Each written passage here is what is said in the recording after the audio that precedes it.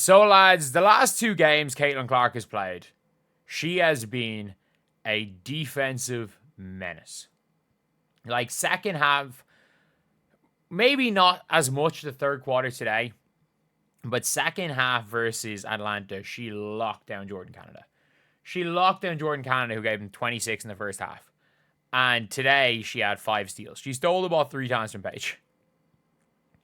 She had 5 steals. 5 steals, 1 block to 2 turnovers. It's kind of crazy. And this is what she said after the game. And if you agree that, you know what, it's what I've always been saying. It's what I've always said. And she's saying what I've been saying for a year. If you guys agree with it, subscribe. We are trying to hit 54,000 by the end of the day, and we are 47 subscribers off. So let's take a listen. Well, I knew my team was ready and trapping on the sideline, so kind of just made a read. I saw she was going to throw it to her post player and was able to get my hand on it, and then got a few deflections out of guard-to-guard switches.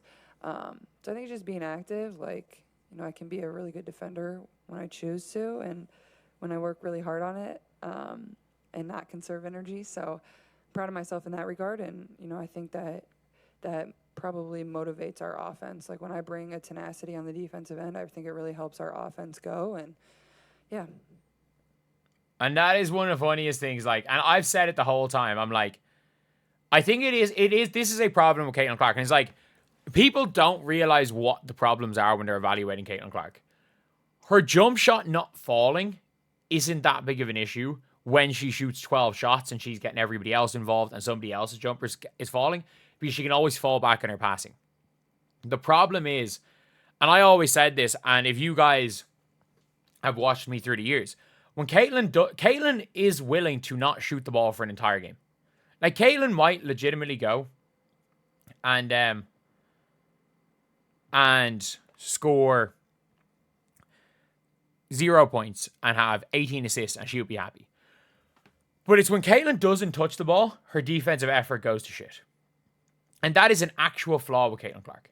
And I don't think people realize that enough, realize the actual flaw. And it is, she shoots frustration shots. When she doesn't have the ball a lot, she tries to force. So she has a problem. Caitlin Clark has a problem with not doing anything.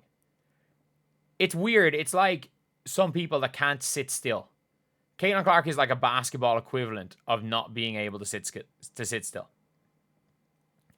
She is a basketball equivalent of not being able to sit still. And what that brings is that kind of causes, her to, when she's restless, when she doesn't touch the ball for a while, do something dumb. And on the defensive end, she kind of checks out mentally when stuff's going wrong. She kind of checks out mentally. And realistically, that is a huge flaw in Caitlin's game. She's got to be locked in no matter what. And I do think the fact that she's gotten the ball more is a big reason why she's been so locked in the last 2 games on the defensive end. And when Caitlin, I said it before the game, people were like asking what would I rank Caitlin as a defender. I'm like, I would rank Caitlin Clark as a 5 out of 10 defender.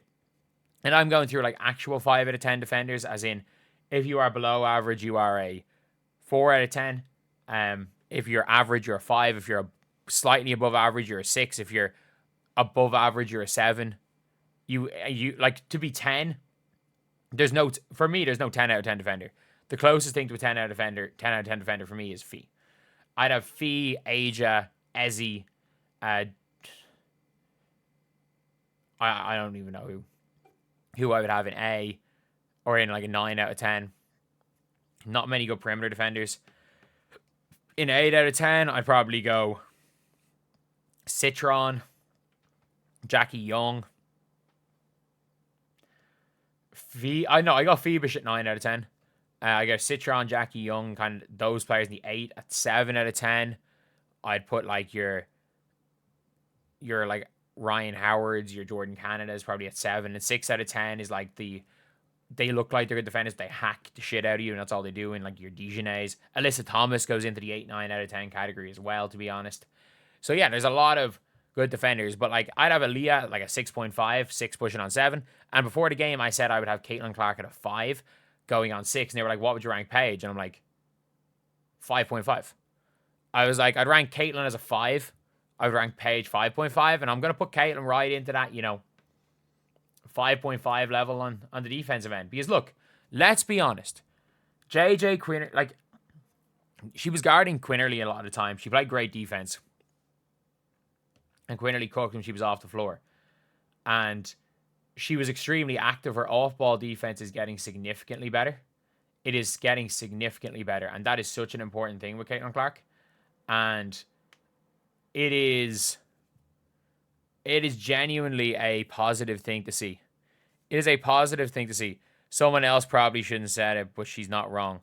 And the thing is, and the annoying thing is that she does choose to sometimes not play defense. And I don't think it's her saying, I don't think it's her naturally going, you know what, I'm conserving energy. I think she's just pissed off sometimes. Like, have you guys ever, it seems like, it's a lot of times when her teammates are doing dumb shit. Like, if you guys have ever played pickup, and like, I understand pro basketball and pickup are two completely different things. But like, the mentality of people playing basketball is still the same, no matter what. But like, it would be, for example, if there's one player on your team that is not passing the ball and they're just chucking shots, and then you're just expected to run back on defense, and you just get angry and like, screw this, just let my player score. Like, it is not quite that extreme, but it's a similar mentality, like a similar mentality. But yeah, it's a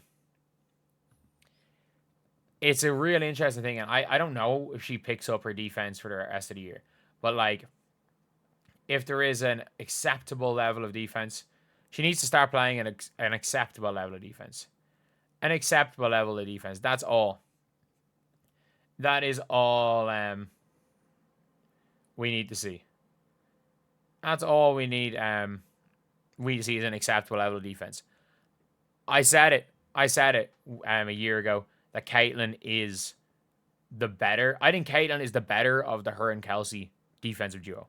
I think it's tough when they play good teams because Caitlin and Kelsey, neither of them are great defenders. And I even still think with Caitlin stepping up, she's not a great defender by any means. But you know what?